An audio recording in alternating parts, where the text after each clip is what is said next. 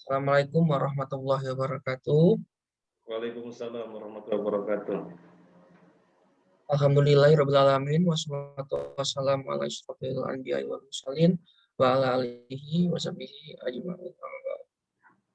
Alhamdulillah sore hari ini kita berkumpul lagi dalam acara kajian sunnah tarbiyah ruhiyah bedah torak kardiak dan vaskular Fakultas Kedokteran Universitas Erlangga Rumah Sakit Dr. Sutomo yang akan disampaikan oleh Ustadz Muhammad Nur Yasin LC yang merupakan juga pengasuh pesantren Thaibah Surabaya. Dengan temanya ini tentang akidah Islam, tentang peringatan terhadap pengikut hawa nafsu dalam beragama. Pertama-tama marilah kita mendengarkan tilawah Quran yang akan dibawakan oleh Dr. Muhammad Azmi. Kepada Dr. Muhammad Azmi kami persilahkan. Assalamualaikum warahmatullahi wabarakatuh, Ustaz. Waalaikumsalam warahmatullahi wabarakatuh. A'udzubillahi minasyaitonirrajim. Bismillahirrahmanirrahim. Tabarakalladzi nazzala al-furqana 'ala 'abdihi liyakuna lil 'alamina nazira. الذي له ملك السماوات والأرض ولم يتخذ ولدا ولم يكن له شريك في الملك وخلق كل شيء فقدره تقديرا واتخذوا من دونه آلهة لا يخلقون شيئا وهم يخلقون ولا يملكون لأنفسهم ضرا ولا نفعا ولا يملكون موتا ولا حيواتا ولا نشورا وقال الذين كفروا إن هذا إلا إفك افتراه وأعانه عليه قوم آخرون فقد جاءوا ظلما وزورا وقالوا أساطير الأولين اكتباها وهي تملى عليهم بكرة وأصيلا. Sadaqallahul azim.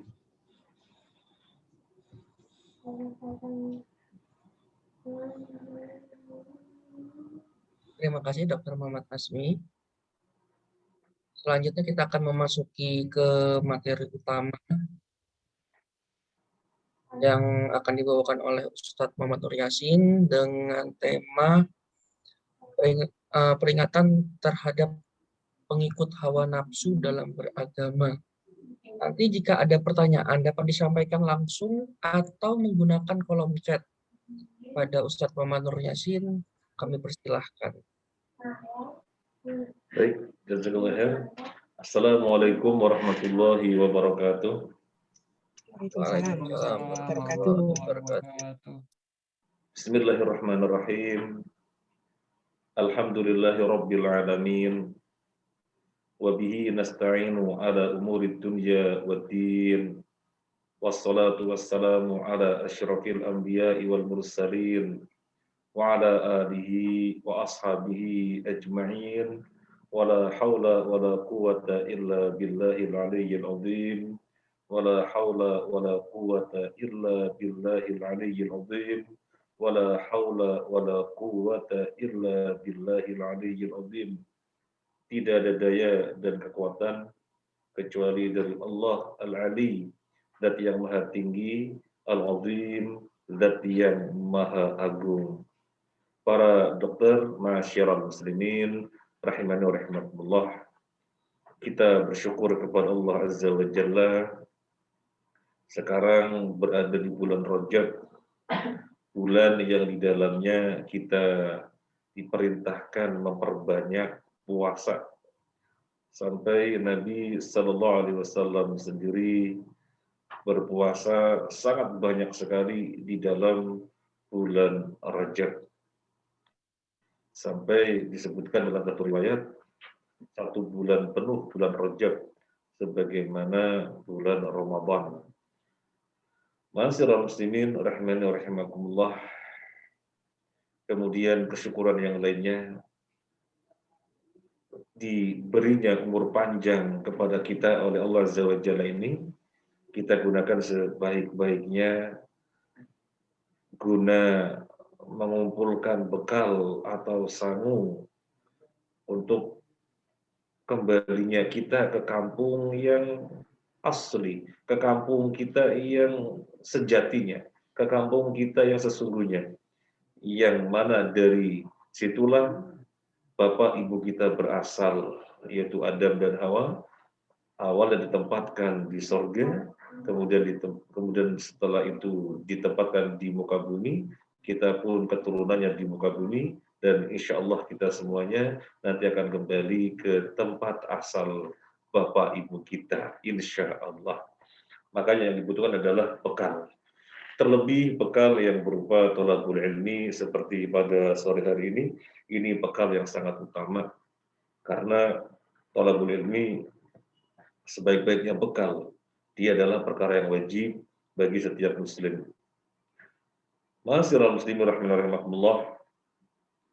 Secara berurutan kita membahas prinsip-prinsip akidah Ahlussunnah wal Jamaah dari prinsip yang pertama hingga sore hari ini memasuki prinsip yang ke-10. Prinsip yang pertama, mengimani rukun iman dengan benar. Prinsip yang kedua, mengetahui kandungan keimanan. Prinsip yang ketiga, tidak mudah-mudahnya mengkafirkan muslim lainnya. Prinsip yang keempat, sikap Ahlussunnah di dalam nususul wa'di wal wa'id, janji dan ancaman. Prinsip yang kelima, mengimani karomah para wali. Karomah itu apa? Wali itu apa? Harus tahu. Kemudian yang keenam, menempatkan al-wala dan al-bara secara benar. Yang ketujuh, mengetahui metode Ahlussunnah wal Jamaah di dalam talaki dan istidlal. Talaki ngambil ilmu, istidlal ngambil dalil. Yang kedelapan, ta'atu wulati umuril mu'minina bil ma'ruf, wajib taat kepada amir, kepada pemerintah di dalam perkara yang ma'ruf. Kemudian yang kesembilan, sikap Ahlussunnah wal Jamaah kepada Ahlul Bait, para sahabat dan khulafaur rasyidin. Dan sekarang yang ke-10, prinsip Ahlussunnah wal Jamaah yang berupa hati-hati dari para pengikut hawa nafsu. Hati-hati dari para pengikut hawa nafsu, karena merekalah yang menjadikan ajaran Islam mengalami pembiasan, berubah, tidak orisinil lagi, berubah, tidak sebagaimana warna yang telah Nabi goreskan, tetapi menjadi banyak warna yang sangat banyak. Gara-gara apa? Gara-gara hawa nafsu mereka. Kita langsung memasuki slide yang pertama, surat Al-Qasas ayat 50. A'udzu billahi minasyaitonir rajim. Fa illam yastajibu laka fa'lam annama yattabi'una ahwa'ahum wa man adallu mimman ittaba'a hawahu bighairi hudan minallah innallaha la yahdil qaumadh dhalimin. Fa illam yastajibu laka, maka jika mereka tidak memenuhi seruanmu wahai Muhammad, fa'lam, maka ketahuilah annama yattabi'una ahwa'ahum, bahwasanya mereka mengikuti hawanya mereka. Maka ketahuilah wahai Muhammad sallallahu alaihi wasallam, bahwasanya mereka mengikuti hawa nafsunya mereka. Waman adallu, dan siapakah yang lebih sesat, mimman ittaba'a hawahu, daripada orang yang mengikuti hawanya, bighairi hudam minallah, tidak mengikuti petunjuk dari Allah. Innallaha la yahdil qaumadh dhalimin, sesungguhnya Allah tidak memberi petunjuk kepada kaum yang zalim. Di dalam ayat ini ditegaskan dalam bentuk pertanyaan, siapa yang lebih sesat dibandingkan orang yang mengikuti hawa nafsunya, tidak mengikuti petunjuk dari Allah. Kesimpulannya apa? Kesimpulannya, kebalikannya petunjuk itu hawa nafsu. Kebalikannya hawa nafsu itu petunjuk. Kalau orang mengikuti petunjuk Allah, berarti tidak mengikuti hawa nafsu. Kalau orang mengikuti hawa nafsu, berarti dia tidak mengikuti petunjuk Allah. Ini poin besarnya dari surat Al-Qasas ayat 50. Nah, kira-kira kita ini orang-orang yang mengikuti petunjuk Allah apa enggak? Kalau iya, alhamdulillah. Berarti kita berjalan sesuai dengan pedoman, sesuai dengan petunjuk dari Allah, bukan karena hawa nafsunya kita. Tapi kalau tidak demikian, berarti kita di dalam beragama, menjalani keberagamaan, ngikutin hawa nafsu. Sehingga keberagamaannya tidak sesuai dengan yang semestinya. Adanya pembiasan-pembiasan, nggak asli lagi, baik nambah-nambahin atau ngurang-ngurangin. Nah, sekarang kita lihat slide yang kedua. Surat Al-Maidah ayat 3. Allah berfirman, A'udzu billahi minasyaitonir rajim. Al-yawma akmaltu lakum dinakum wa atmamtu 'alaikum ni'mati wa raditu lakumul Islam dina.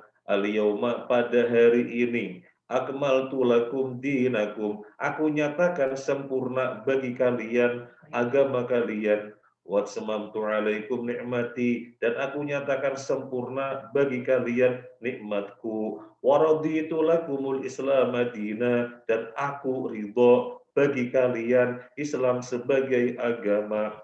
Ayat ini sebagai ayat yang terakhir turun. Ayat ini sebagai ayat yang terakhir turun. Isinya tentang apa? Isinya tentang pernyataan dari Allah bahwasanya keberagamaan Nabi dan para sahabat itu Allah nyatakan sempurna. Ini ayat yang terakhir turun. Ayat yang terakhir turun. Kontennya Allah menyatakan keberagamaan Nabi Sallallahu Alaihi Wasallam dan para sahabatnya ketika itu dinyatakan sempurna. Dan Allah nyatakan itulah nikmat, itulah sebuah kenikmatan yang telah Allah sempurna, Allah nyatakan sempurna. Itulah yang disebut dengan Islam sebagai agama yang Allah ridhoi. Mana Islam sebagai agama yang Allah ridhoi? Islam dengan corak warna yang telah digoreskan oleh Nabi Sallallahu Alaihi Wasallam dan yang telah diambil oleh para sahabatnya. Ini poin besarnya. Al-Maidah 3. Bagaimana keberagaman mereka, itu Nabi dan para sahabat, dinyatakan sempurna. Nah, kita sebagai umatnya, apakah keberagaman kita sama sebagaimana keberagamaannya Nabi dan para sahabat yang Allah nyatakan sempurna, atau tidak demikian karena adanya hawa nafsu yang kita ikutin sehingga melakukan pembiasan, adanya penambahan dan pengurangan, tidak asli lagi. Di sini Ahlussunnah wal Jamaah keras memperingatkan, jangan sampai mengikuti hawa nafsu. Jangan sampai mengikuti hawa nafsu. Dengan pemikiran-pemikirannya, dengan nalar-nalarnya, dengan alasan-alasannya, kemudian melakukan gebrakan-gebrakan, penambahan dan pengurangan, jangan. Karena sudah kita ketahui pada surat Al-Qasas tadi, kalau mengikuti petunjuk Allah berarti tidak lain mengikuti hawa nafsu.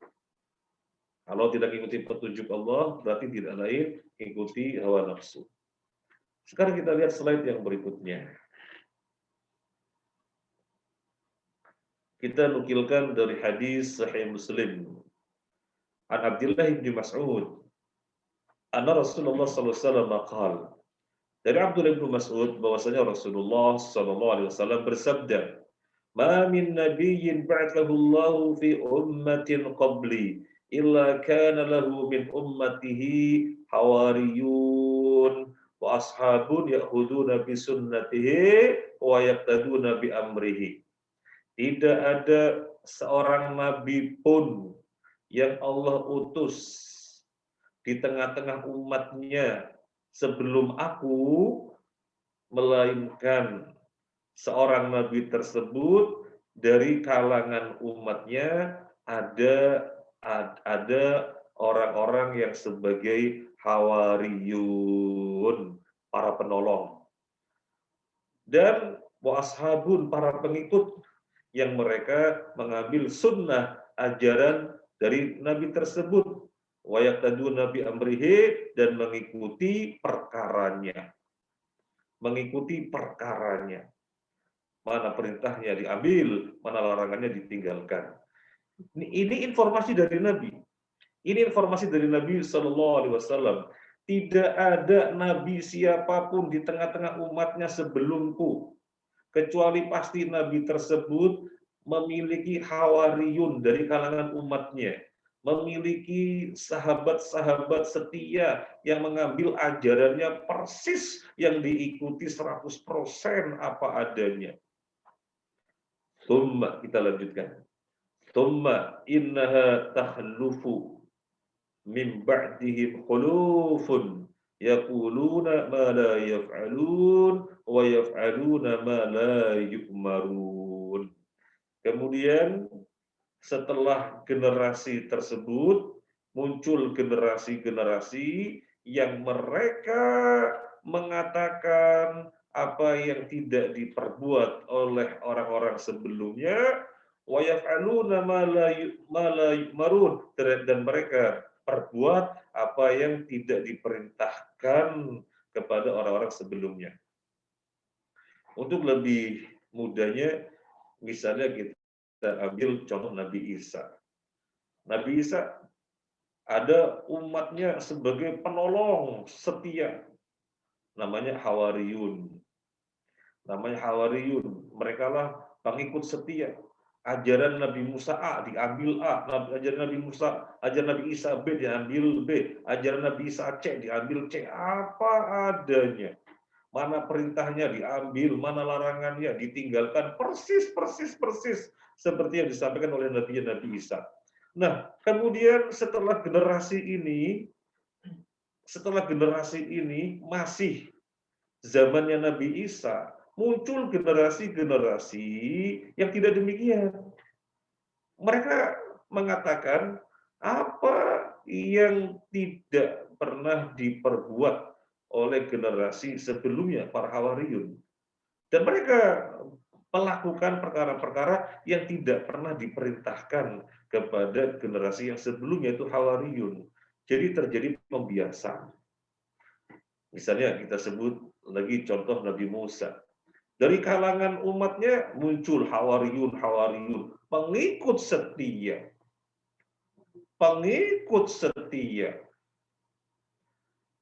Yang mengambil setiap ajaran Nabi Musa. A diambil A, B diambil B, mana perintah dikerjakan, mana larangan ditinggalkan, 100% apa yang disampaikan oleh Nabi Musa. Itulah hawariyun. Nah, setelah generasi hawariyun ini masih umatnya Nabi Musa, muncul orang-orang yang mengubah-ubah. Mereka mengatakan padahal hal itu tidak pernah ada pada hawariyunnya. Mereka berbuat padahal tidak pernah diperintahkan pada hawariyunnya. Jadi sudah berubah. Nah, kemudian yang berikutnya, faman jahadahum biyadihi fahuwa mu'min. Barang siapa yang memerangi mereka dengan powernya, maka dia itu mukmin. Wa man jahadahum bilisanihi fahuwa mu'min.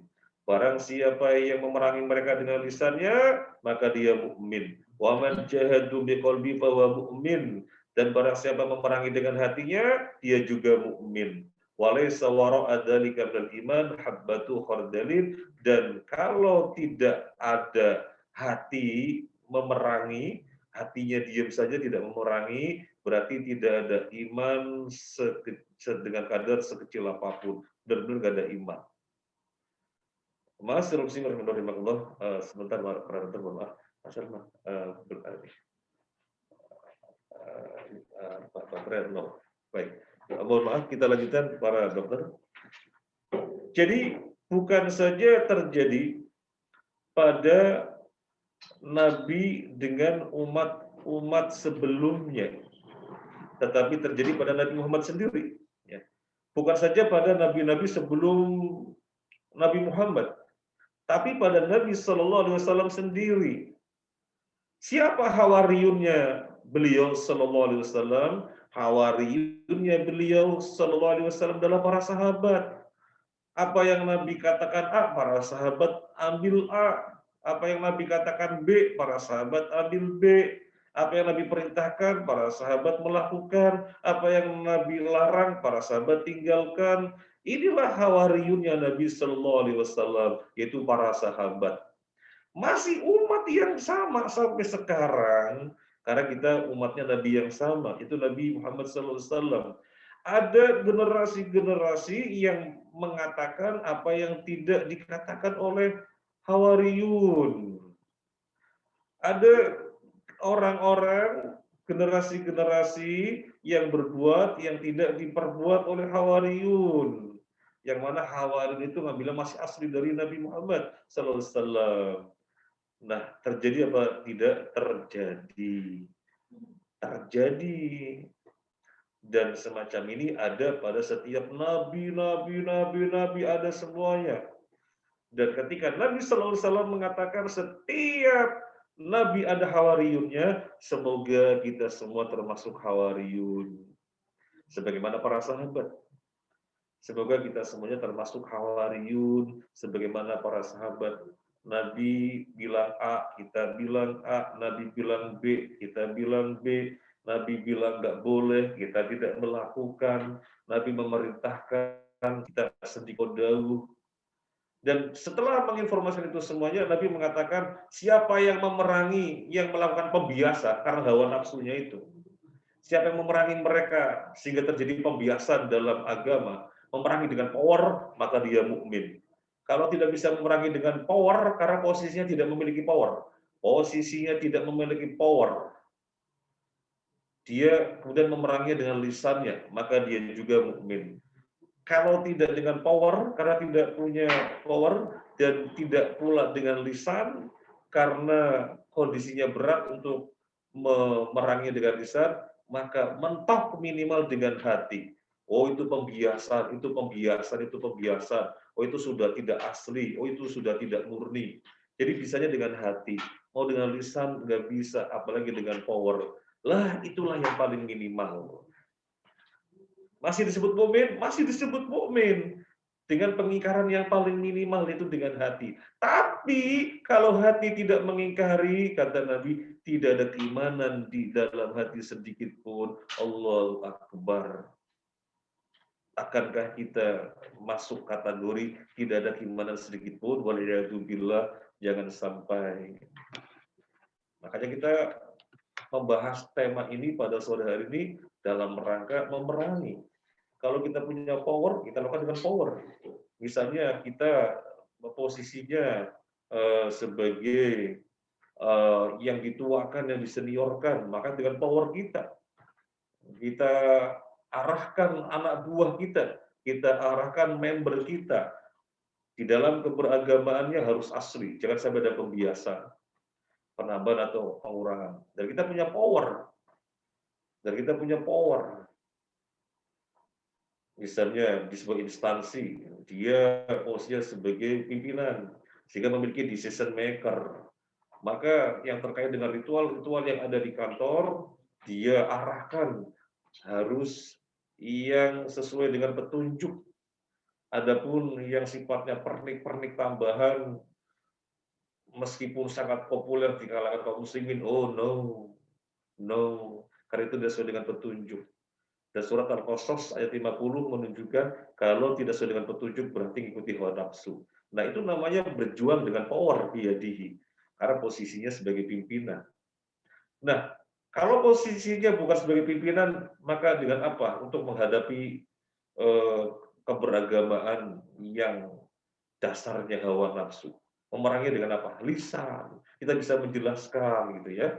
Seperti kita semua para dokter, misalnya kita pulang ke rumah kita, ya kita pulang ke rumah kita tidak punya power menghadapi misalnya kakek nenek kita atau sesepuh kita yang ada di rumah, kita nggak bisa memerangi dengan power. Kita sebagai anak misalnya nggak mungkin dengan power menghadapi orang tua.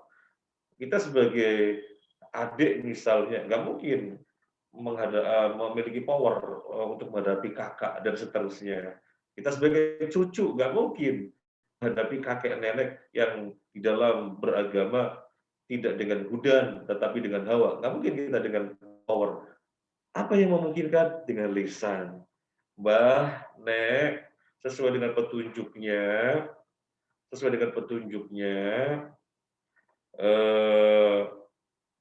sholat qobliyah subuh itu diringankan, tidak berlama-lama.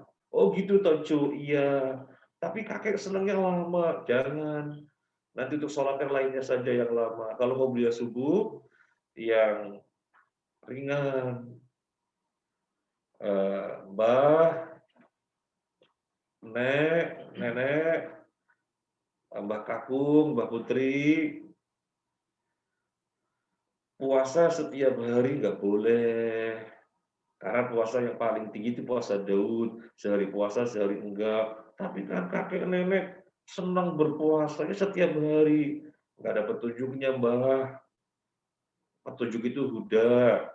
Kalau nggak gitu huda, berarti ngikuti hawa nafsu. Ini sekedar contoh ya. Jadi memakai lisan. Karena nggak mungkin pakai power. Kalau kita dengan anak ya pakai power. Kata kasih uang jajan kamu, nah, kan namanya punya power.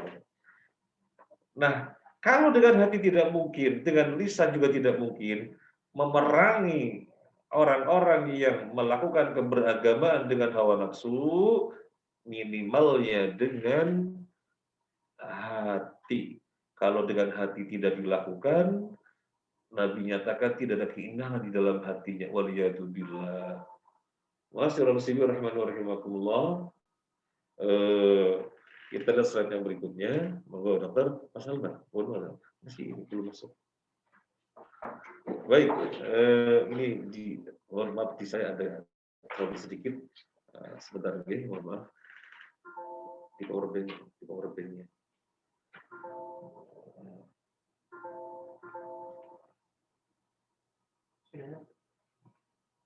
Ini nggak perlu lepas.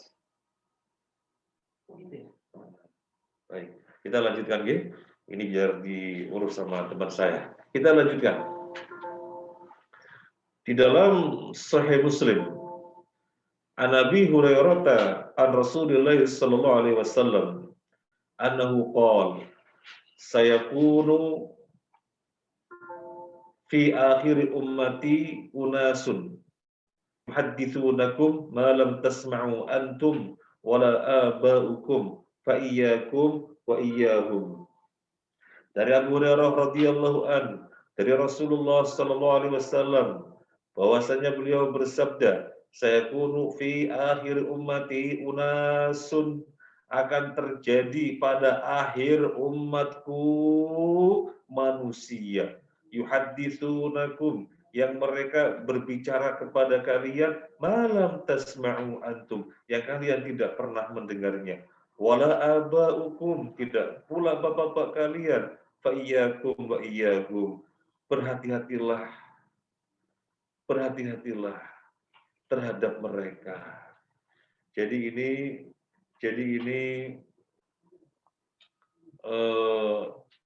peringatan dari Nabi. Waktu itu Nabi mengatakannya kepada para sahabat, dan objeknya, sasarannya kita ini, umatnya Nabi yang terakhir. umat Nabi yang posisinya ya akhir-akhir ini, kan kita sudah jauh dari beliau 1.500-an tahun atau 15 abad.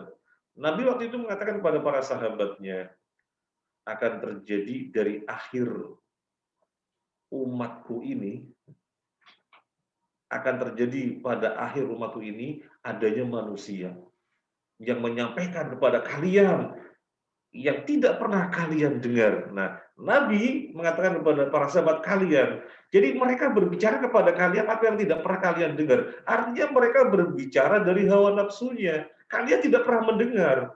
Kalian mendengar dariku. Itu yang dimaksud. Kalian para sahabat mendengarnya dariku.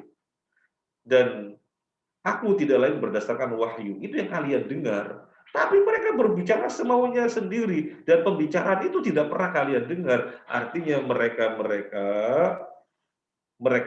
adalah manusia yang di dalam keberagamannya tidak di atas petunjuk, semaunya sendiri, akhirnya terjadi pembiasan di dalam agama. Semoga bukan kita. Semoga bukan kita. Karena Nabi mengatakan kepada para sahabat ketika itu, "Fa'iyyakum wa iyyahum." Hati-hati kalian terhadap mereka. Wah, jadi Nabi mengatakan begitu, hati-hati kalian terhadap mereka.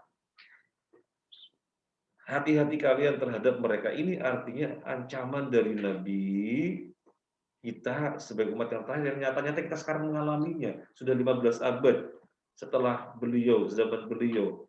Hati-hati. Kita jangan sampai termasuk orang-orang yang dirisaukan oleh Nabi dalam hadis Sahih Muslim ini. Tapi kita berusaha termasuk hawariyun. Hawariyun, penolong agama Nabi, pengikut setia. Jangan yang dirisaukan oleh Nabi dalam hadis ini, jangan. Baik, sekarang slide yang berikutnya. Hadis Al-Bukhari wa Muslim. Dari Aisyah radhiyallahu anha. An Aisyah radhiyallahu anha qalat. Aisyah radhiyallahu anha mengatakan, qala Rasulullah sallallahu alaihi wasallam, man ahdatsa fi amrina hada ma laysa fihi fa huwa raddun. Barang siapa yang mengada-ngadakan dalam perkara kami ini yang dia tidak termasuk darinya, maka tertolak. Perkara Nabi sudah selesai A sampai Z, selesai. Dan Nabi mengatakan, taraktukum 'alal wadhiha, aku tinggalkan kalian dalam keadaan terang benderang. Lailuha kanahariha, malamnya seperti siangnya. Ungkapan ajaran yang gamblang terang benderang, nggak ada kabut, nggak ada yang remeng-remeng. Saking jelasnya Nabi ungkapkan dengan malamnya seperti siangnya. Ini ungkapan menunjukkan ajarannya sangat gamblang. Nah, tapi ada orang membuat perkara yang tidak pernah ada pada ajaran yang terang gamblang itu, maka raddun, tertolak. Perkara sholat sudah jelas. Ada orang bikin perkara baru yang tidak pernah diajarkan, tertolak. Semangatnya kayak apapun tertolak. Seperti misalnya, ngapunten, kita melihat sendiri. Kita lagi ziarah atau berkunjung ya. Suka-suka kalau kita dengar ziarah, pikirnya ziarah kubur. Ziarah itu artinya berkunjung. Kita lagi berkunjung ke rumah guru di Magetan. Kemudian sudah terdengar adzan. Saya bilang, Pak Ustadz, kok Pak Ustadz tenang-tenang saja, ini sudah adzan. Jadi saya sebagai tamu begitu. Kenapa saya tenang-tenang saja padahal sudah adzan? Karena coba ente perhatikan masjidnya, ente perhatikan. Coba ente perhatikan masjidnya gimana. Masya Allah, yang terjadi adalah ketika diiqomati, Allahu Akbar, iqomah gitu ya. Mereka langsung berdiri semuanya, imam pun maju ke depan untuk sholat apa? Untuk sholat qobliyah zuhur, waktu itu zuhur. Jadi qobliyah zuhurnya berjamaah. Kemudian setelah salam, langsung sambung sholat zuhur berjamaah. Oh, itu toh Pak Ustadz.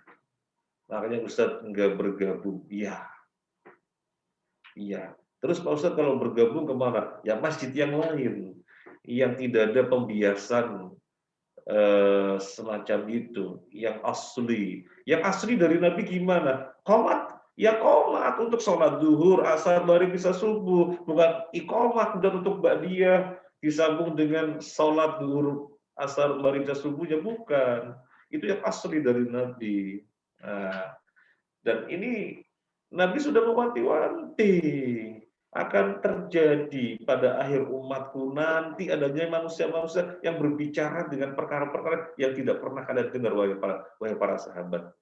Nah, para dokter ma'asyiral muslimin rahimakumullah, dari sini kan kita kemudian introspeksi, apakah secara akidah yang menjadi keyakinan saya di dalam hati, apakah ritual-ritual ibadah yang saya melakukannya, dan kemudian masalah muamalah halal dan haram, saya ini sesuai dengan asli pakai shot ya, yang murni, atau yang sudah terjadi pembiasan. Saya takut kalau yang ada pada diri saya terkait akidah, ibadah, dan muamalah itu yang sudah terjadi pembiasan, sudah berubah dari aslinya. Nah, dengan risau atau introspeksi semacam ini, akhirnya kita mau ngaji, tolabul ilmi, agar kita benar-benar menjadi hawariyun. Jangan menjadi orang-orang seperti yang dirisaukan oleh Nabi dalam hadis ini. Hadis Imam Muslim dari Abu Hurairah. Baik, yang berikutnya. Nah, ini tadi sudah hadis Aisyah. Yang berikutnya, baik. Hadis Imam Muslim masih dari Aisyah radhiyallahu anha. Anna Rasulullah sallallahu alaihi wasallam qala, bahwasanya Rasulullah sallallahu alaihi wasallam bersabda, "Man amila amalan laisa alaihi amruna fahuwa raddun." Man, barang siapa amila berbuat amalan, suatu amalan, laisa alaihi amruna, tidak ada padanya perkara kami, fahuwa raddun, maka tertolak. Maknanya sama, tapi redaksinya sedikit berbeda. Amalan-amalan yang kita berbuat yang tidak pernah ada contohnya, petunjuknya, perintahnya dari Nabi, tertolak. Tertolak setelah sholat. Assalamualaikum warahmatullahi, assalamualaikum warahmatullahi. Ada nggak petunjuk salam-salaman? Salam, salam, salam, salam. Dan memandangnya sebagai ritual rangkaian setelah sholat. Tidak ada petunjuk dari Nabi setelah sholat salam, salam, salaman. Lu apa nggak boleh salaman? Tidak ada yang melarang salaman. Tetapi di sini adalah adanya pandangan bahwasanya salam-salaman ini utama atau sunnah atau afdol setelah sholat atau merupakan rangkaian setelah sholat. Jadinya kita melakukan pembiasan. Terlebih para dokter ma'asyiral muslimin rahimakumullah, kita ambil contoh fenomena yang kita dengan sangat gampang menalarnya bahwasanya kok gitu ya. Begini, dari rumah bareng, boncengan naik sepeda motor. Ketika sampai di masjid juga berdiri di shaf yang sama, bahkan berjejer. Assalamualaikum warahmatullahi wabarakatuh. Assalamualaikum warahmatullahi wabarakatuh. Salaman. Ini salaman apa? Oh, dari rumah juga naik motor boncengan, kemudian soft sama berjejer lagi. Setelah selesai salaman. Salaman apa? Ini tidak lain karena memandang. Ritual semacam ini adalah rangkaian setelah sholat. Berarti bikin perkara baru. Atau memandang ini adalah suatu keutamaan atau perkara yang disunahkan setelah sholat, berarti bikin perkara baru. Semacam itu tidak pernah ada contohnya dari Nabi. Contoh dari Nabi, ajaran dari Nabi, jabat tangan, yang mana jabat tangan itu menggugurkan dosa, fadilahnya menggugurkan dosa. Itu ketika bertemu. Assalamualaikum, waalaikumsalam warahmatullah. Nanti ketemu lagi, assalamualaikum, waalaikumsalam warahmatullah. Dan cara salamannya bagaimana? Ini cara salamannya begini. Assalamualaikum, waalaikumsalam warahmatullah. Salaman.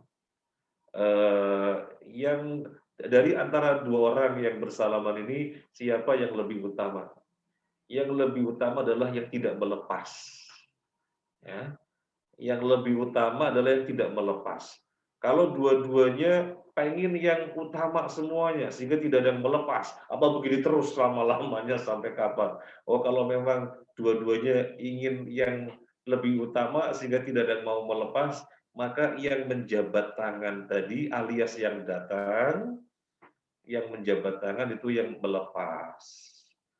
Nah, ya, jadi seperti itu. Maka sesungguhnya salaman dalam Islam itu hangat. Assalamualaikum, dipandangi wajahnya. Assalamualaikum, waalaikumsalam warahmatullah, kaifal, masya Allah, hayyakumullah, hayyakumullah. Kemudian pindah ke satu orang lagi, assalamualaikum, kaifal hal, dipandangin. Hangat. Jadi bukan terjadi sebagaimana di sebagian tempat terjadi.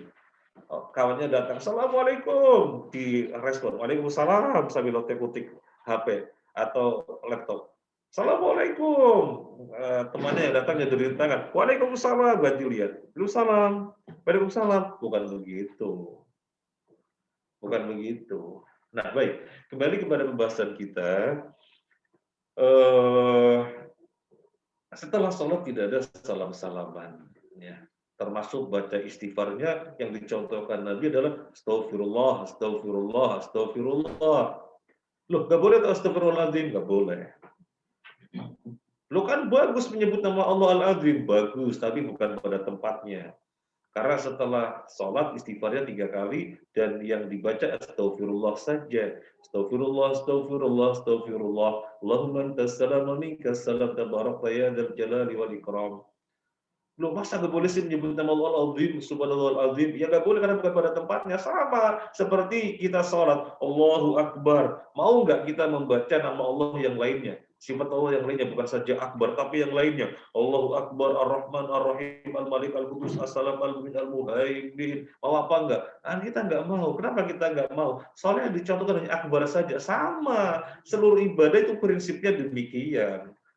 Harus sesuai dengan contoh apa adanya. Kita tidak bisa dengan hawa kita, kemauan kita, perasaan kita, nggak bisa. Harus contoh. Maka inilah dimaksud hadis Aisyah yang kita bahas sekarang ini.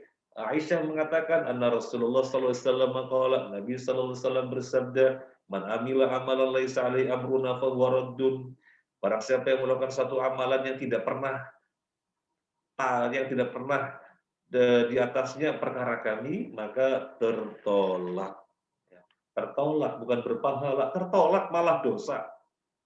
Bukan dapat pahala, ditolak malah dosa. Kan sayang. Nah, yang berikutnya. Kita lihat slide yang berikutnya. Monggo dokter.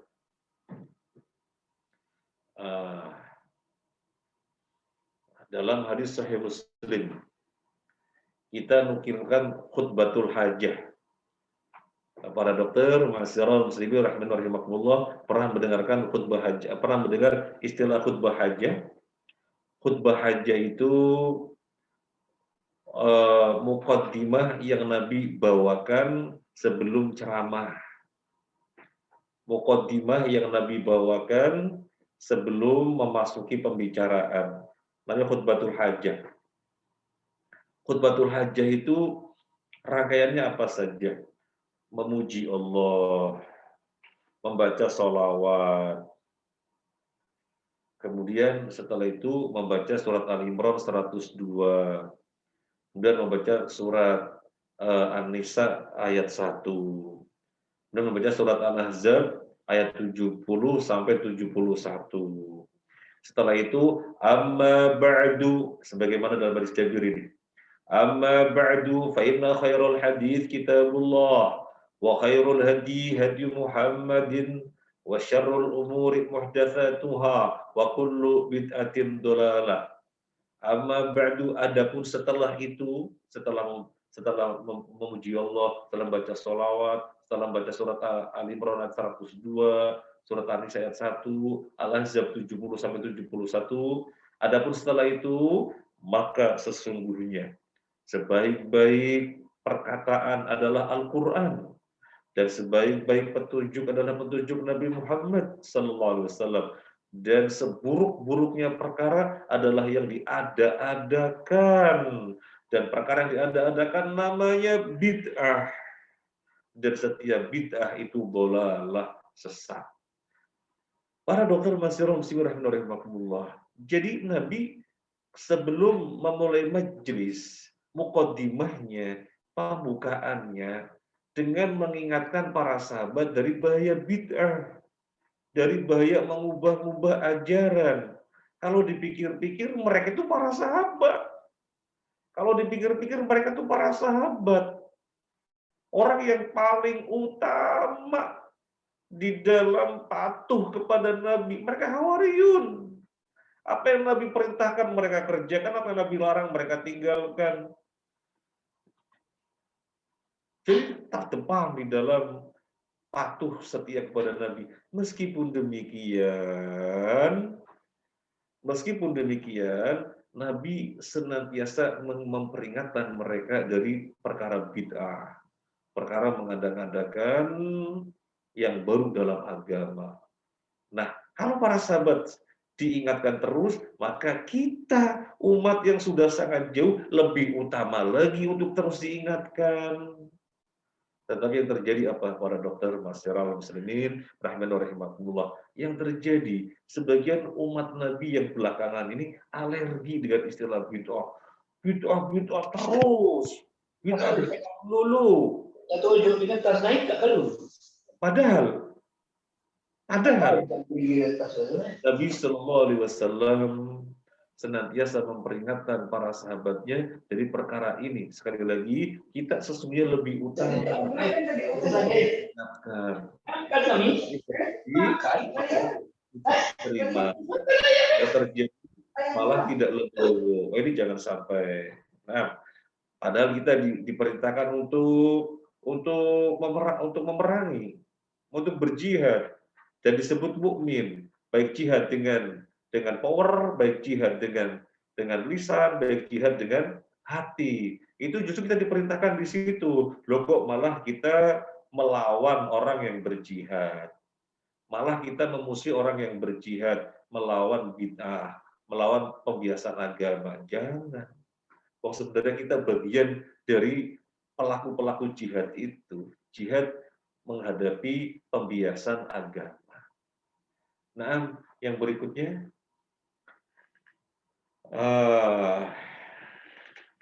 bid'ah tidak satu tingkatan. Ada yang mukaffiroh, ada yang kabair, ada yang shaghair. Tapi semuanya satu kategori, yaitu dolalah. Bid'ah bertingkat-tingkat, tidak satu tingkatan. Bid'ah yang paling tinggi, ya, pembiasan di dalam agama, mengubah ajaran Nabi Shallallahu Alaihi Wasallam yang sampai pada level membatalkan keislamannya. Contohnya apa? Nabi mengajarkan rukun iman ada 6. Iman kepada Allah sampai iman kepada takdir. Tapi ada orang sudah 5 saja. Terus ada yang dihilangkan. Iya, iman kepada takdir nggak usah. Malah nanti kaum muslimin nggak maju kalau beriman kepada takdir. Karena kaum muslimin tersandra dengan iman kepada takdir. Jadi ya sudah 5 saja, nggak usah 6. Nah, ini bid'ahnya bid'ah mukaffiroh. Bid'ahnya bid'ah yang bisa membatalkan keislaman. Ada bid'ah yang kategorinya kabair, dosa besar. Dosa besar, seperti membikin ibadah gitu ya, membikin ibadah yang ditetapkan, yang perkaranya perkara besar gitu ya, maka kategorinya kabair. Ada yang shaghair, kategorinya dosa kecil, seperti misalnya setelah sholat menetapkan ada ritual yang namanya salam-salaman, yaitu shaghair, kategorinya dosa kecil. Baik mukaffiroh atau kabir atau shaghair, semuanya satu kategori, yaitu dolalah, sesat. Cuma sesatnya ada sesat jauh, membatalkan keislamannya. Ada sesatnya tidak membatalkan selamanya, ya. Sesatnya tidak sampai membatalkan selamanya, tapi kategorinya kabair, dosa besar. Ada yang tidak sampai sesatnya merupakan dosa besar kabair, tapi shaghair. Ini kan semuanya adalah dolalah. Wal'iyadu billah, kita berlindung kepada Allah dari perkara yang demikian. Kita lanjutkan. Yang berikutnya, pokok bid'ah ada 4. Pokok bid'ah ada 4. Yang pertama Rafidhah, yang kedua Khawarij, yang ketiga Qadariyah, yang keempat Murji'ah. Lalu dari masing-masing pokok ini melahirkan cabang-cabangnya yang sangat banyak, ya. Melahirkan cabang-cabangnya yang sangat banyak. Masyaallah muslimin rahimakumullah. Jadi pokoknya ada 4. Rafidhah. Ini bidah yang pertama kali muncul dari kalangan umat Islam. Apa Rafidhah? Rafidhah ini mengkafir-kafirkan para sahabat. Padahal para sahabat dinyatakan oleh Allah sebagai apa? Radhiyallahu anhum. Orang-orang sudah Allah ridhoi. Sampai Nabi mengatakan, la tasubbu ashabi, fa in ahadakum la anfaqa mithla uhudin dhahaban ma balagha mudau aw nasibahu aw kama qala. Sampai Nabi mengatakan, janganlah kalian mencela sahabatku. Seandainya kalian berinfak emas sebesar gunung Uhud, ada yang punya emas sebesar gunung Uhud? Ada? Seandainya ada yang punya emas sebesar gunung Uhud lalu diinfakkan, nilainya tidak bisa menyamai infaknya sahabatku, kata Nabi, yang cuma berinfak satu mud atau setengah mud. Apa yang bisa ditakar dengan mud? Ya gandum atau korma. Jadi sahabat berinfak gandum atau korma, satu mud. Satu mud itu begini, satu mud. Ini satu mud. Ya, atau setengah mud. Berinfak gandum atau korma, segini, atau segini. Sementara kita berinfak emas sebesar gunung Uhud. Kata Nabi, nilainya tidak menyamai. Karena para sahabat adalah orang yang terbaik dari kalangan umat Nabi hingga hari kiamat dibandingkan dengan seluruh umat Nabi yang ada. Dibandingkan dengan kita-kita dan sampai siapapun nantinya sampai hari kiamat. Tapi Rafidhah mengatakan para sahabat kafir. Rafidhah menolak Abu Bakar, Umar, Utsman sebagai khulafaur rasyidin. Rafidhah menolak Al-Quran yang kita pegang sekarang ini. Di dalam keyakinan mereka itu Al-Quran baru sepertiganya. Terus yang lengkap 100%, 2/3-nya lagi kemana? Biar lengkap 100%. Yang lengkap 100% ada pada Imam Mahdi yang sekarang sudah ada sembunyi di Gua Samara. Dan seterusnya khurafat-khurafat yang sangat banyak kisah-kisah dusta yang tidak bisa dipertanggungjawabkan yang sangat banyak, yang akhirnya dari situ lahir cabang-cabangnya yang sangat banyak. Kalau para dokter, ma'asyiral muslimin rahimakumullah, misalnya mendapatkan postingan YouTube, ada seseorang yang menyatakan dirinya keturunan Nabi, dan menyampaikan lakukan amalan ini, baca sekian kali. Soalnya guru kita Habib siapa, dia mengamalkannya dan dia tidak pernah mati sampai 300 tahun. Suatu ketika dia didatangi Nabi dalam mimpinya. Dan Nabi mengatakan kepada dia, kamu kapan matinya? Kok berkepanjangan kayak gini? Akhirnya dia tidak mengamalkan zikir itu lagi, akhirnya mati. Kalau kalian pengen panjang umur, amalkan ini. Ya semacam itu bagi kaum muslimin yang belum kokoh ilmunya, ya, belum kokoh ilmunya, belum kuat ngajinya hanya ketika khutbah Jumat saja. Jadi sepekan sekali ketika khutbah Jumat itu ngajinya ketika itu toh, itu pun dengan ngantuk-ngantuk.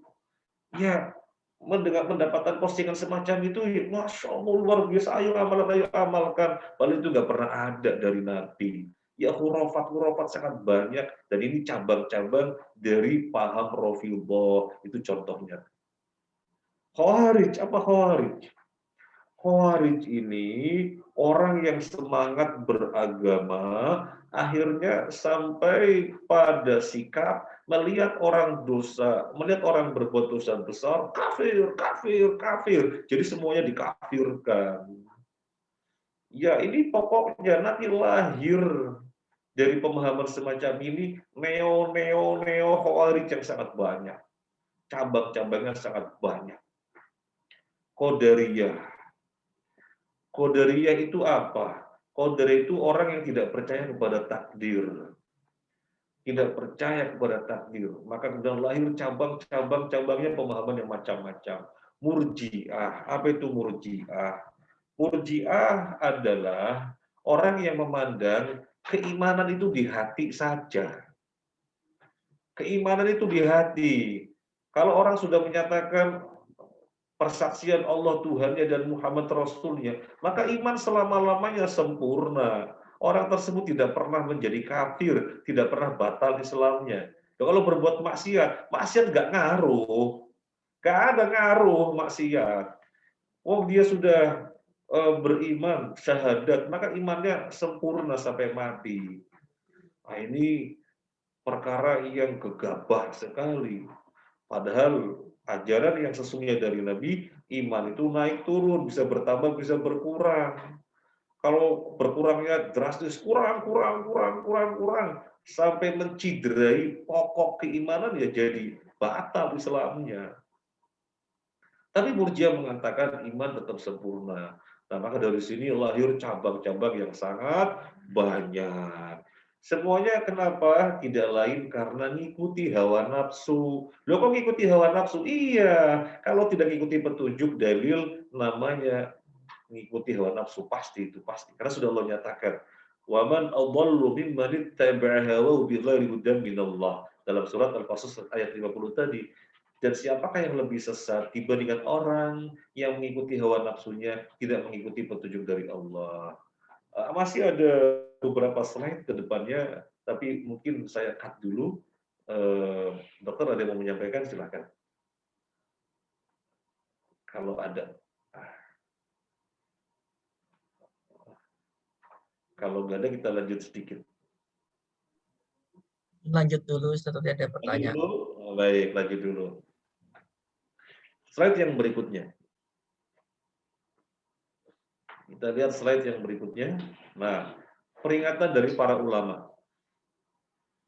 Yang pertama kita nukil dari Umar bin Khattab radhiyallahu anhu. Kita bacakan. Qala Umar radhiyallahu anhu, sayati qaumun yujadilunakum bisyubuhatin minal Qur'an fakhuduhum bis sunan fa inna ashabas sunan a'lamu bi kitabillah. Tamma dzalika wallahul muwaffiq lis-shawab. Umar radhiyallahu an mengatakan akan terjadi nanti adanya kaum yang mendebat kalian dengan ayat-ayat mutasyabihat dari Al-Qur'an, dengan ayat-ayat Al-Qur'an yang mutasyabihat. Hadapilah mereka dengan sunnah-sunnah Nabi Sallallahu Alaihi Wasallam, karena para ahli hadis, para ahli sunnah lebih paham tentang Al-Quran. Apa yang dimaksud Umar bin Khattab? Kan kita sudah pernah membahas bahwasanya yang menjadikan adanya perubahan ajaran Islam dari keasliannya adalah ayat-ayat mutasyabihat. Al-Quran secara redaksi ada dua macam. Ya, Al-Quran secara redaksi ada dua macam, muhkamat dan mutasyabihat. Kalau muhkamat jelas, dibaca langsung paham, karena maknanya langsung jelas, lugas, sharih, gamblang, eksplisit. Itu yang muhkamat. Tetapi masalahnya ayat Al-Quran juga ada yang mutasyabihat. Nah, kata Allah, orang yang di dalam hatinya ada kecenderungan kepada kesesatan akan memanfaatkan ayat mutasyabihat. فَأَمَّا الَّذِينَ فِي قُلُوبِهِمْ زَيْغٌ فَيَتَّبِعُونَ مَا تَشَابَهَ مِنْهُ ابْتِغَاءَ الْفِتْنَةِ وَابْتِغَاءَ تَأْوِيلِهِ.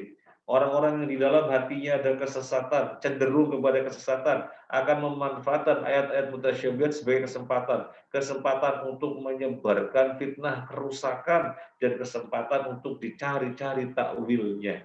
Padahal tidak ada yang mengetahui maksudnya kecuali Allah. Sesungguhnya ayat mutasyabihat bisa dipahami dengan pemahaman yang semestinya, dengan melihat penjelasan Allah pada ayat yang lain.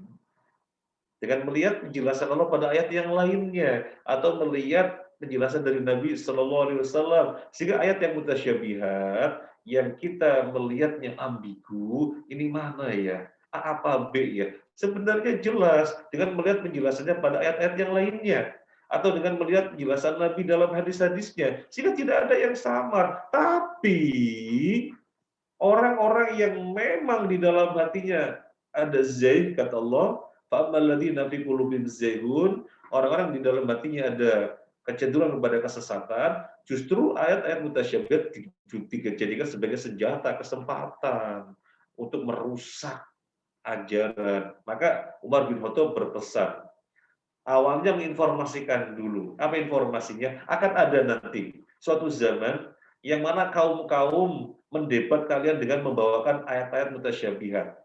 Setelah menginformasikan itu, Umar bin Khattab kemudian memberikan solusi. Apa solusinya? Bawa mereka kepada hadis. Karena orang yang memahami hadis itu lebih paham, itu yang lebih paham tentang maksud Al-Quran. Jadi hadapi mereka dengan hadis-hadis. Hadapi mereka dengan hadis-hadis. Dan apa yang terjadi? Mungkin kita bahas yang akan datang, insya Allah ya. Kita bahas akan datang. Orang yang di dalam beragama, pedomannya hawa nafsu, bukan dalil, itu benci banget sama ahli hadis. Benci banget. Benci banget.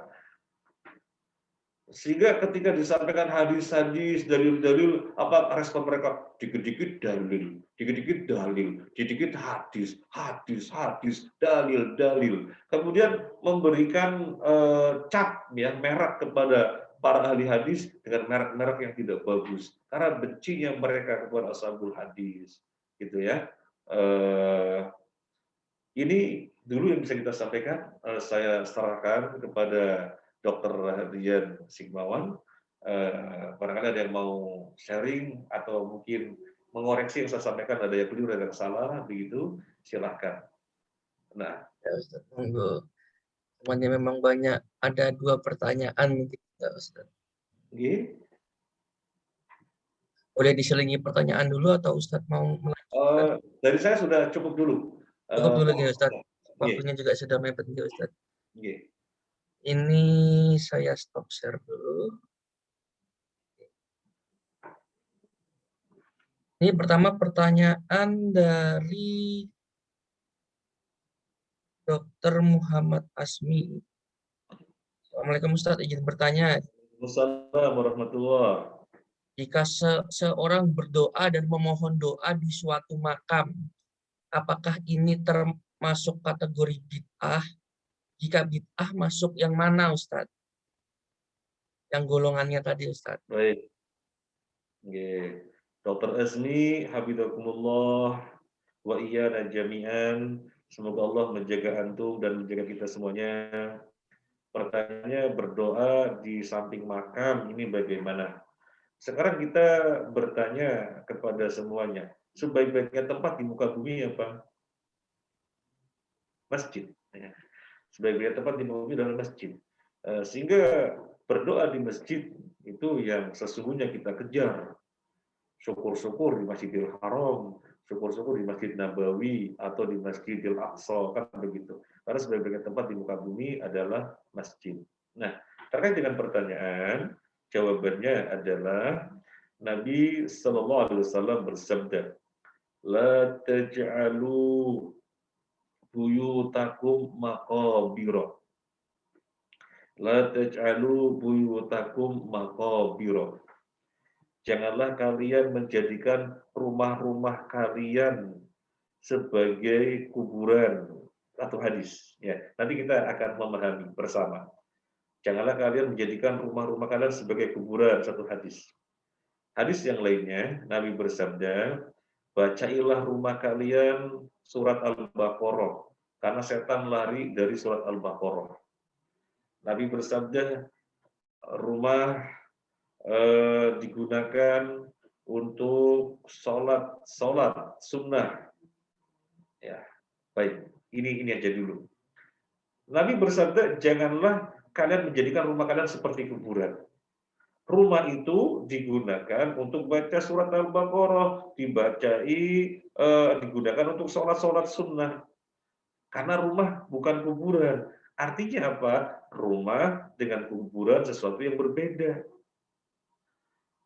Rumah dengan kuburan sesuatu yang berbeda. Maka jangan jadikan rumah seperti kuburan. Rumah untuk sholat, untuk baca Quran, untuk zikir, dan yang lain-lainnya. Bahkan untuk sholat wajib bagi wanita. Kalau untuk laki-laki, untuk sholat sunnah saja. Karena sholatnya laki-laki di masjid.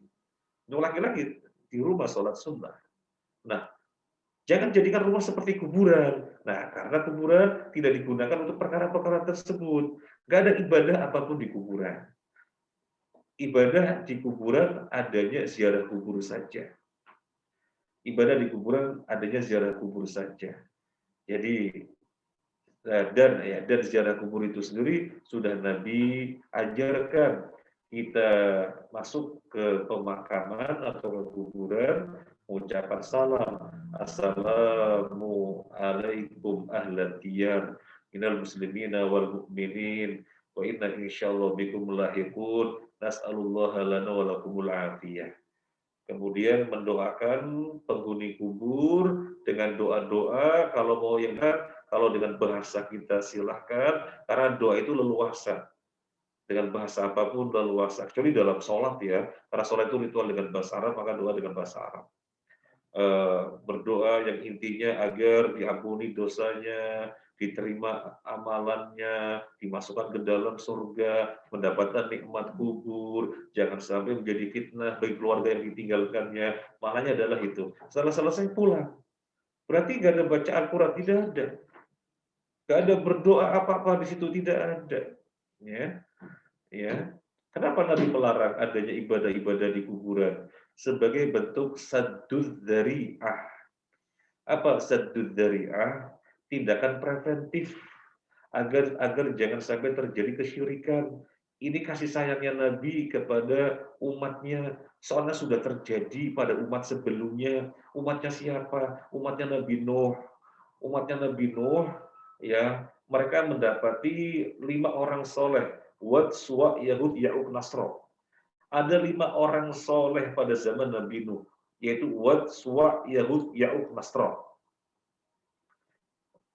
Mereka sangat terkesan dengan kesolehan. Ya. Orang-orang sangat terkesan dengan kesolehannya 5 orang ini. Kemudian mereka datang ke kuburannya, lama-lama kuburannya disembah. Maka kasih sayang Nabi, biar jangan sampai terjadi pengagungan kepada kuburan ibadah adanya ziarah kubur saja, selebihnya tidak ada. Sekarang kita merenung atau mencoba mencerna, kenapa orang tidak mau berdoa di masjid yang merupakan sebaik-baiknya tempat, malah pada keliling-keliling Jawa dan seterusnya untuk bisa berdoa di samping makam-makam yang dipandang orang soleh. Ini karena adanya perasaan yang bisa saja sudah merupakan kesyirikan. Pengagungan kepada penghuni kubur. Dan kalau misalnya mau dibahas secara khusus, ini pembahasan yang panjang memang ya, pembahasan yang panjang. Jadi intinya adalah berdoa dan ibadah yang lainnya bukan di kuburan. Kalau berdoa di kuburan karena dalam rangka ziarah kubur tadi ya, ziarah kubur kan mendoakan ahli kubur. Demikian dokter. Terima kasih Ustadz. Ini ada juga berkaitan ini ya, tentang ziarah kubur. Pertanyaan dari Dr. Wita Saraswati. Nah, ini kan kita mau mendekati bulan Ramadan, Ustadz. Biasanya kan banyak orang berziarah kubur. Kalau kita membiasakan ziarah ke makam pada saat mau memasuki bulan Ramadan, itu termasuk bid'ah atau tidak? Nah, baik. Membiasakan yang ini. Mas Darul Muslimin rahimakumullah. Kita mengetahui bahwasanya ibadah yang muqayyad biarkanlah muqayyad, ibadah yang mutlak biarkanlah mutlak. Jangan ditukar-tukar. Yang muqayyad dijadikan mutlak, yang mutlak dijadikan muqayyad. Jangan. Nah, ziarah kubur itu ibadah yang mutlak, nggak ada ketentuan waktu. Ziarah kubur kapanpun, nggak ada ketentuannya, karena ini ibadah mutlak. Bukan muqayyad yang ditentukan waktunya, bukan, tapi mutlak. Sehingga kita mau ziarah kubur ya kapan saja. Sehingga jangan kemudian kita melakukan pembiasan. Kita mengatakan ziarah kubur itu setiap hari Jumat hukumnya sunnah. Ya namanya bikin perkara baru. Karena tidak ada ketentuan ziarah kubur di hari Jumat. Atau kemudian mau Ramadan sangat utama, sangat baik, sangat istimewa, apalagi mengatakan disunahkan untuk ziarah kubur. Ya ini namanya bikin perkara baru, ya. Apa tidak boleh mau Ramadan itu ziarah kubur? Kalau pemahamannya bahwasanya ziarah kubur itu kapan saja, gak ada batasan, ya silahkan. Tapi kalau pemahamannya bahwasanya sebelum Ramadan ini ada ketentuan tersendiri, maka membuat perkara baru dalam agama atau disebut dengan bid'ah tadi. Demikian, dokter. Terima kasih Ustadz. Kemudian saya yang mau bertanya Ustadz. Monggo, dokter. Saya tuh sering lihat di YouTube Ustadz. Di YouTube itu kadang ada seperti kayak video tentang amalan-amalan. Rahasia membaca surah Al-Ikhlas 100 kali. Wah, judulnya kayak gitu. Ustadz. Surah Al-Ikhlas 100 kali, rezeki cepat tercapai. Membaca surah Al-Ikhlas 10.000 kali, bebas api neraka. Kalau menurut pandangan Ustadz, bagaimana kalau yang seperti ini Ustadz? Iya, ini jawabannya sama dengan yang barusan sebelumnya. Ibadah itu ada yang mutlak, ada yang muqayyad. Ya. Sekarang membaca surat Al-Ikhlas. Boleh apa tidak? Ya boleh, bagaimana tidak boleh. Itu kan surat dari Al-Quran. Ya, surat dari Al-Quran. Kita baca bagus karena memang Al-Quran. Kapan? Ya kapan saja. Nggak ada ketentuannya. Ayo baca Al-Ikhlas apa namanya, kalau dibaca pada waktu misalnya setelah hari 3 kali, ya, setelah subuh 3 kali itu betul, itu muqayyad, tertentu, ya, tertentu. Jadi ketika tertentu, ya lakukan secara tertentu. Pada sholat maghrib 3 kali, pada sholat subuh 3 kali itu betul, ya. Tetapi kalau kemudian menentukan baca 10.000 kali, bebas dari api neraka, baca surat Al-Waqiah sekian kali, rezekinya lancar dan seterusnya. Kita harus hati-hati dari perkara demikian. Gak ada dari Nabi. Itu semua dari Nabi gak ada. Kan orang jadi semangat membaca Al-Waqiah sekian kali. Kan orang pemandangannya jadi bagus tuh. Baca Al-Ikhlas terus. Iya, tetapi bukan menjadikan dia berpahala. Menjadikan dia berdosa. Karena beribadah bukan dengan hawa nafsu. Beribadah itu dengan huda, dengan petunjuk. Sebagaimana judul kita pada hari ini, ya, Ahlussunnah wal Jamaah sangat keras sekali terhadap pengikut hawa nafsu, sehingga potensinya, dampaknya sangat berat bagi kemurnian ajaran Islam. Apalagi kita sudah mengetahui Nabi sebelum ceramah, sebelum memulai majelis, muqaddimahnya dengan khutbatul hajah terlebih dahulu. Padahal itu para sahabat, tapi terus ingatkan. Apalagi kita lebih utama untuk terus ingatkan di dalam masalah bid'ah. Demikian dokter. Jadi jawaban kita hati-hati terhadap postingan-postingan semacam itu. Oke. Terima kasih Ustadz.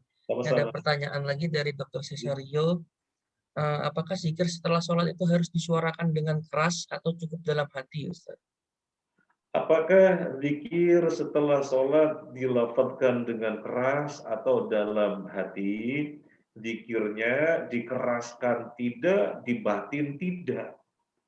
Jadi pertengahan di antara keduanya. Jadi Astaghfirullah, astaghfirullah, astaghfirullah, Allahumma antas salam wa minkas salam, tabarakta ya dzal jalali wal ikram. La ilaha illallah wahdahu la syarika lah, lahul mulku wa lahul hamdu wa ala kulli syai'in qadir, dan seterusnya. Subhanallah, subhanallah, subhanallah. Jadi diangkat keras, tidak, dibatin dalam hati, tidak. Dibatin dalam hati namanya tidak membaca, diangkat suara melampaui batas. Nah, jadi yang pertengahan. Nggih. Yang keliru ini termasuk kita menyampaikan sunnah Nabi yang hilang. Setelah sholat, orang membaca zikirnya itu tidak kedengaran. Jadi kedengarannya oleh dirinya sendiri. Subhanallah, subhanallah, subhanallah. Tapi kedengaran dirinya sendiri. Ini malah sunnah yang hilang. Membaca dengan suara terdengar, ya. Membaca dengan suara terdengar. Sampai kadang-kadang kita juga sering mengingatkan, maka kita memberi contoh ketika kita jadi imam, kita sudah membalikan badannya ke makmum, ya kita zikir dengan suara terdengar, ya karena memang yang sunnah itu terdengar, tidak dibatin dan tidak dikeraskan. Demikian dokter. Terima kasih Ustadz atas penjelasannya. Mungkin tadi itu sudah merupakan pertanyaan terakhir Ustadz, sekaligus akhir dari acara kajian sore ini. Alhamdulillah acara kajian sore ini telah selesai. Mudah-mudahan apa yang disampaikan oleh Ustadz Muhammad Nur Yasin dapat bermanfaat untuk kita semua. Amin. Sebelum kita menutup acara ini, marilah kita membaca doa kafaratul majlis. Subhanakallahumma wa bihamdika asyhadu an la ilaha illa anta astaghfiruka wa atubu ilaik. Ustadz, Assalamualaikum warahmatullahi wabarakatuh. Waalaikumsalam warahmatullahi wabarakatuh. Mohon maaf, saya undur diri. Amin, amin, wa iyyakum.